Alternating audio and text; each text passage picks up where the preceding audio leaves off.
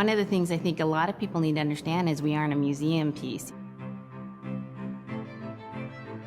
The Inupiaq people are a living people and a living culture. Even though we're in northern Alaska, which covers this vast area from Nome all the way over the Canadian border, is that there's this extreme value of interconnectedness and interdependence. It's a hunting society, a gathering society from thousands of years. This is what creates our culture. That special relationship between humans and the natural world and the animals, and that it teaches you how to have a society that doesn't do too much harm to the world. Love and respect for nature, for one another, for our elders. Very, very fundamental value, key to life. Our values are something that bind us all. The importance of sharing with one another, the importance of spirituality, and the connection to the land, our traditions, how we hunt, sharing of stories and songs and dances. I'm Inupiaq. I'm from the Arctic Ocean. I am Inupiaq. It's very important to me. It's who I am as a person. And we're very proud of who we are, and we want to continue that.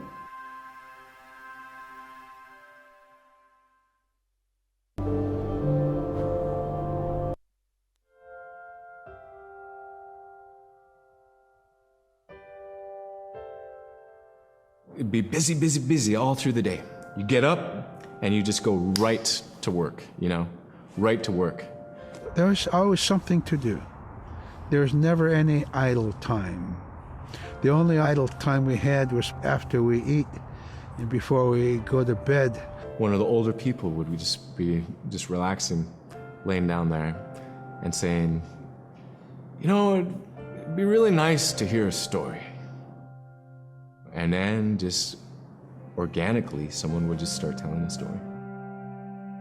Storytelling for the Inupiaq people is very important because it not only created that sense of community, but is a way to pass on wisdom to the next generation. It was like TV, It was just like, it was as good as any movie you've ever seen.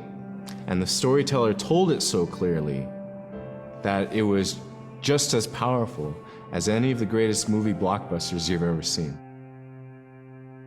There was a reason behind the stories that we were told because they held traditional knowledge. They held things that we might need to know in life, whether it was about how to find food or how to survive, or it was about well-being and the importance of connecting with people and being a good member of the community. We all do stories. We all live in stories. We all tell stories to our friends. And they need to be told. They need to be heard.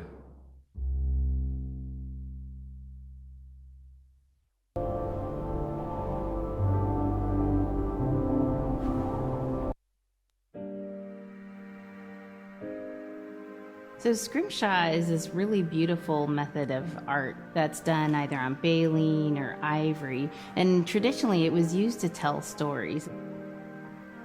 Each etching is telling a story of some event. Caribou hunting was taking place. This is what was going on. War began around this time, and so it sort of gives you a timeline of history through etching. An elder or the person who carved it would literally be able to read the SCRIMSHAW story. They're like reading a book, in a way. A lot of the storytelling traditions would be things that after the storytelling was done, we'd just rely on the next person telling it. And so SCRIMSHAW is a very important way for Alaskan Native people to record their history.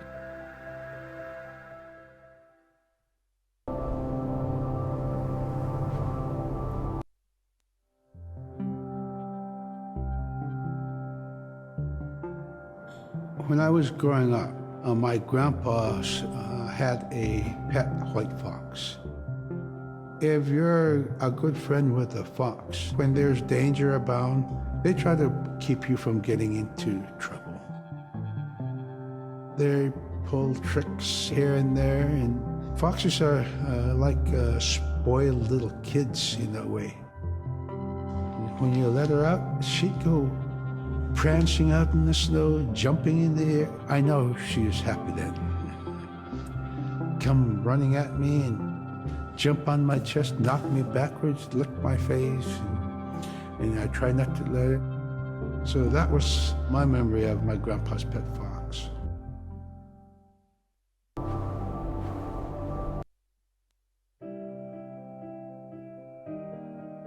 Caribou it provided for us in many ways. Our clothing in those days was made of all caribou skin. I grew up wearing caribou pants, mittens, caribou skin mattress, blankets. Some people had boots that were made with wolf leggings, sealskin sole bottoms. Baleen was shaved to make insoles. They kept us quite dry and warm as well. But the caribou skin clothing was the best. We would get as many yearlings as we could for our outer clothing. And for a heavy winter, we would get caribou in February or March because the hair was the longest and the skin was the thickest, and we would use those for our winter gear. With that stuff on, you could sleep outside in 50 below and it wouldn't bother you a bit.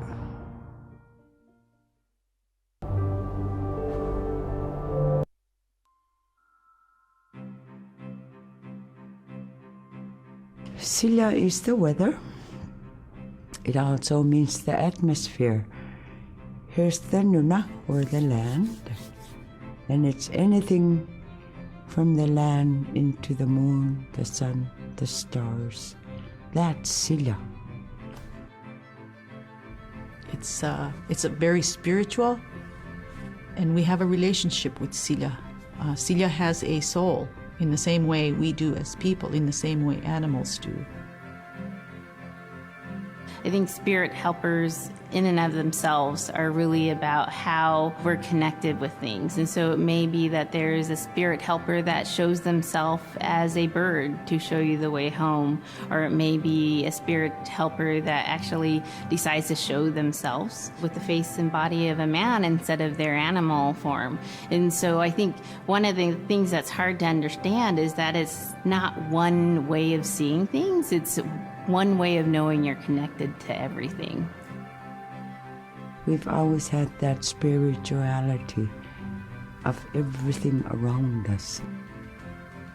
It's the interaction you have with the air you breathe, the ocean that you gather resources from, the rivers from which you gather fish, the tundra from which you pick berries, the animals that give themselves.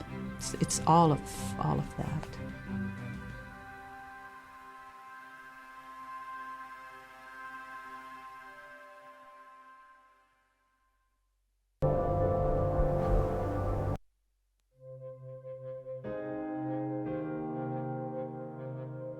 In the winter, when we were traveling, we didn't build sod houses, we built snow houses.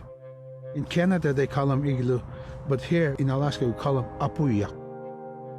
We'd do a day of travel, and then we'd make a apuyak. The next day, my father would set traps, spend the day there, rest the dogs, give them something to eat, and then the following day, we continued to the next place. We'd go to my dad's sister, who had a house at Dubaruk. They had a small sod house over there. We didn't have to do anything. We just visit with them, and my dad and his sister were glad to see each other, and they'd talk away while us kids played outside or go to sleep. By the time we get back to our home, my father would leave us with our aunt or with my grandmother, and then he'd start on his trips and go check his trap line. We were not into 8 to 5 kind of time, you know. We're in a total different kind. We're in ecological time.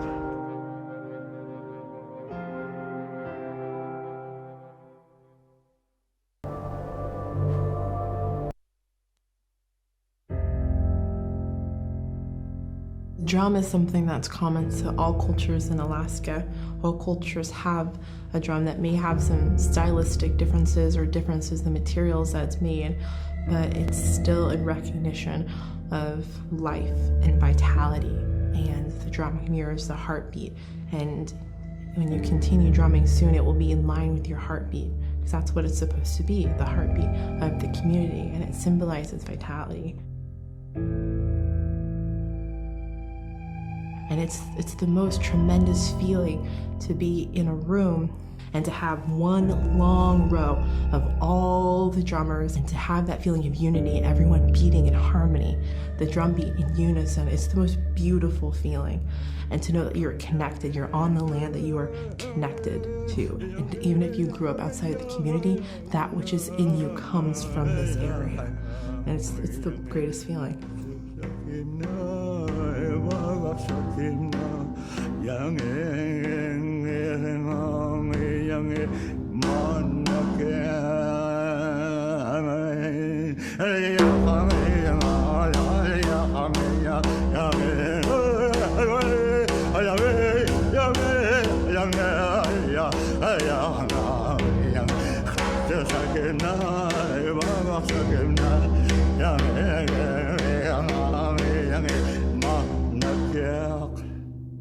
Man, I went at it and look what happens. Oh.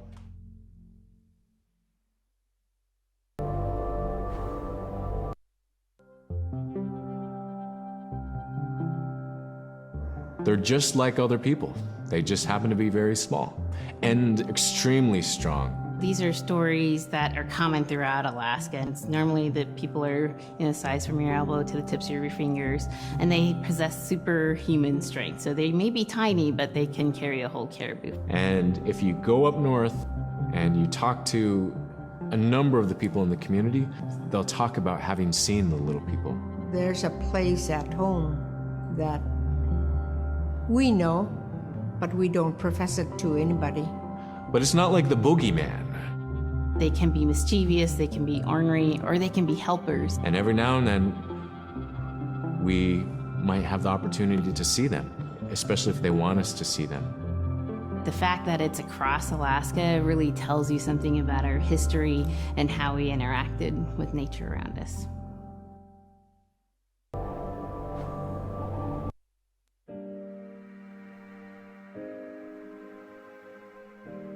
The bola is what we call kilamitang. And the kilamitang is made out of braided sinew tied out to some heavy bone which you could twirl. In my case, we're catching ducks. When we're out whaling, sometimes the ducks start flying. And they're good for duck hunting. You know, if you're a whaling crew, you can't make too much noise, so you can't use a shotgun for getting some duck soup handy, you know? So bola was a really handy weapon to use for catching ducks. You know, the ducks fly in, you throw it up and tangles up the bird, and down they go.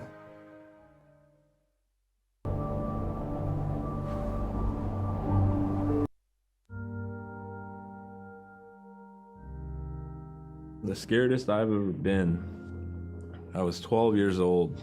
We floated out on a piece of ice while we were duck hunting. It was a bluebird day, just clear blue skies. And there was 3 of us, myself, my brother, and my dad. Next thing you know, we see this dark, dark shadow on the ice. We look and it goes behind us. So we all jumped up, startled, and my dad, he started running. We got back to the ridge there. The ice had fractured, cracked, and broke off, and we were floating away. We were drifting. It was close enough to where my dad would have made it. He stopped and he thought about throwing us across, and if one of us was on the other side, we would be split up. So he stopped, and he just so happened to have a cell phone on him. 911 didn't pick up. That's the worst feeling in the world right there. 911 did not pick up. So he left a message because they record their calls. Once he had relayed that information, his cell phone died. That was the scariest moment I've ever had in my life. We were floating away and I thought we were left for dead. He kept calm during this situation.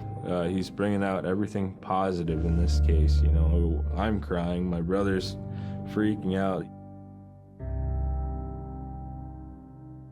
It went from clear blue to dense fog. Within a couple hours, we heard the chopper flying around, so they must have gotten our message. We thought we were saved, and then the chopper sound went away. So we lit some of the sled on fire. It's plastic. We thought black smoke in the fog would create some kind of marker.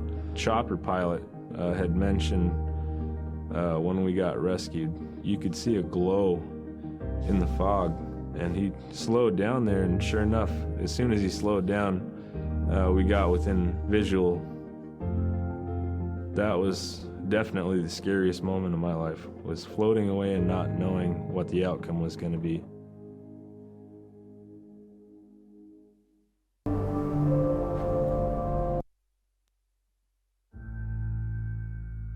We're very much aware of the climate change.